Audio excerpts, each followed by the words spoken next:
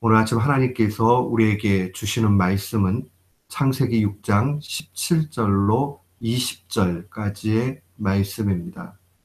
창세기 6장 17절로 20절 말씀, 우리 같은 마음으로 주의 말씀 봉독토록 합니다. 내가 홍수를 땅에 일으켜 무릇 생명의 기식이 있는 육체를 천하에서 멸절하리니 땅에 있는 자가 다 죽으리라. 그러나 너와는 내가 내 언약을 세우리니 너는 내 아들들과 네 아내와 네 자부들과 함께 그 방주로 들어가고 혈육 있는 모든 생물을 너는 각기 암수 한 쌍씩 방주로 이끌어들여 너와 함께 생명을 보존케 하되 새가 그 종류대로 육축이 그 종류대로 땅에 기는 모든 것이 그 종류대로 각기 둘씩 네게로 나아오리니 그 생명을 보존케 하라. 아멘. 저는 오늘 본문 말씀을 통해서 언약을 맺으시는 하나님이라는 제목으로 주의 말씀을 선포하도록 하겠습니다. 중국 역사에 보면 중국의 그 혼란의 시대였던 전국 시대가 있습니다. 이때에 아주 뛰어난 사상가들이 나타나는데 그 사람 중에 한 사람이 한비자라는 사람입니다. 이 사람은 주변 국가의 그 잘됨과 또 망함과 이런 걸 바라보면서 한 가지 원리를 발견하게 됩니다. 그런 이야기하기를 한 나라의 운명은 법치, 법으로 어떻게 다스리냐 하는 이 법치에 있다라고 이야기했습니다. 그는 특별히 이 제대로 된 법을 만드는 것도 중요하지만은 법을 공평하게 실행하고 또한 엄격하게 적용하는 것 아주 중요하다라고 그렇게 이야기했습니다.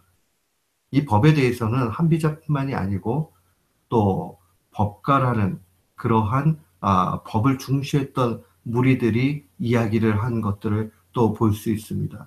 근데 아이러니하게 이 법가가 지배했던 그 시절에는 결국은 법 때문에 망하게 됩니다.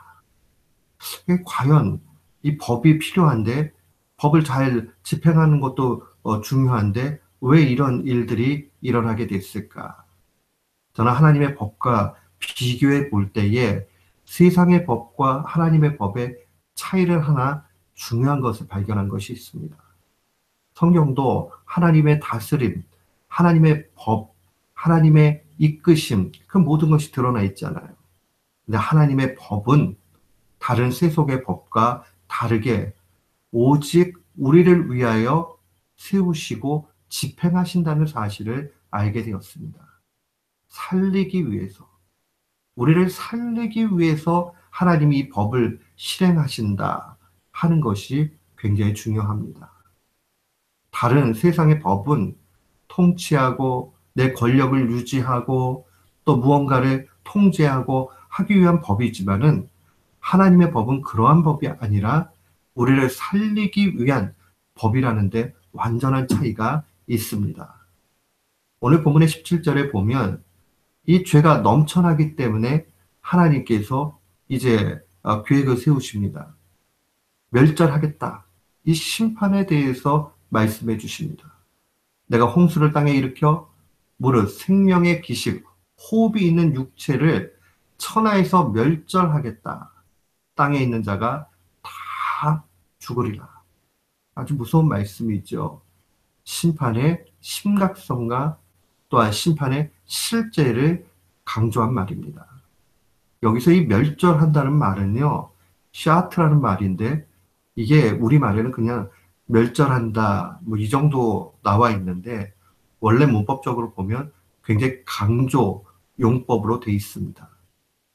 이 강조 용법으로 돼 있을 때 원래 그 영어 성경도 destroy 그냥 파괴하는 것 정도로 이렇게 나와 있는데 원래 원뜻대로 하면 완전히 산산이 조각을 내서 이 흔적도 남기지 않겠다 그런 의미를 더 가지고 있습니다. 결국 생명이 있는 모든 것은 완전한 심판 가운데서 없어지게 되는 것, 멸절되는 것을 의미합니다. 사랑하는 성도 여러분, 하나님의 심판은 분명히 있게 되고 그 심판은 우리의 삶 가운데도 중간중간 분명히 나타날 수 있습니다. 근데 이게 세상의 법과 다른 것은 하나님의 법 시행으로 나타나는 멸절이라는 것은 결국 하나님의 백성들을 살리기 위한 일이라는 것을 기억해야 됩니다. 왜 그렇습니까? 오늘 본문의 18절에 보니까 그러나 모든 자가 다 죽지만은 그러나 하나님께서 노아와 말씀하시기를 너와는 내가 내 언약을 세우겠다라고 그렇게 말씀하십니다. 여기서 이 언약이라는 말이 굉장히 중요합니다. 원래 이 언약이라는 말 자체는 베리트라는 말로 사용하는데 이 베리트라는 말은 자른다 뭐 이런 의미를 가지고 있어요. 어떤 것을 자를 때 사용하는 말입니다. 때때로는 성경 속에 이 머리를 자른다, 이 머리카락이 아니라 목숨을 완전히 끊는 것을 표현하기도 합니다. 그 왜 이렇게 무서운 베리트라는 단어를 언약으로 사용하는가?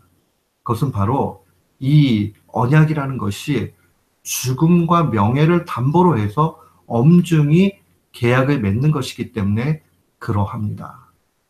이 엄중한 계약, 이 가운데서 언약이 나타나는 겁니다. 그럼 왜 이런 언약을 하나님께서 맺으십니까? 죽음과 명예를 담보로 해서.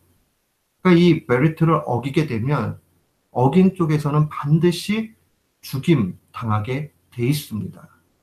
하나님은 영존하시는 영원히 계신 분이기 때문에 죽음이 있을 수 없는 분이죠. 그러나 하나님의 명예가 실추될 수 있죠.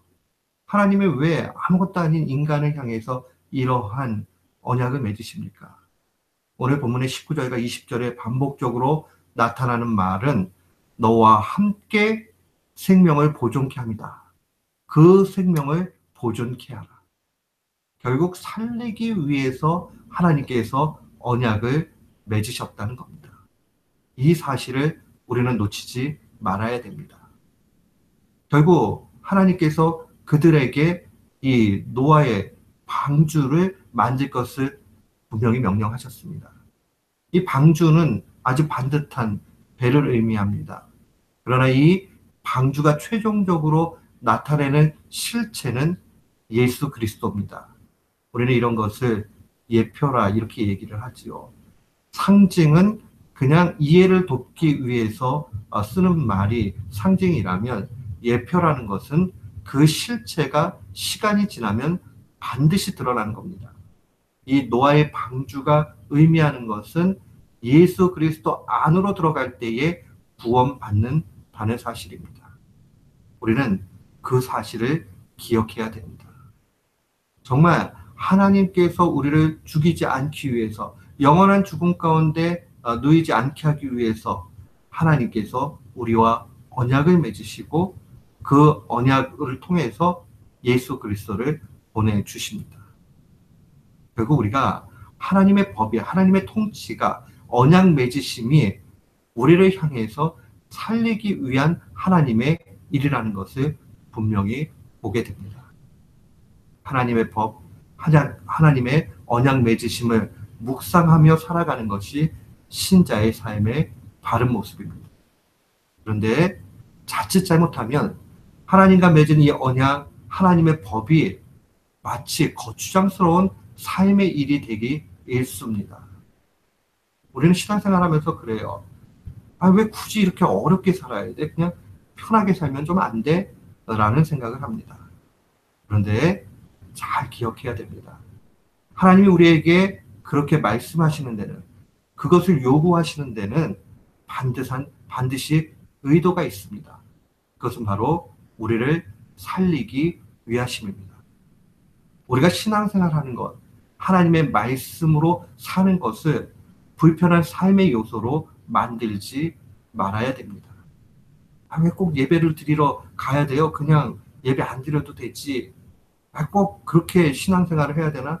우리는 뭐 수없이 작은 부분들까지도 다 그렇게 이야기할 수 있습니다.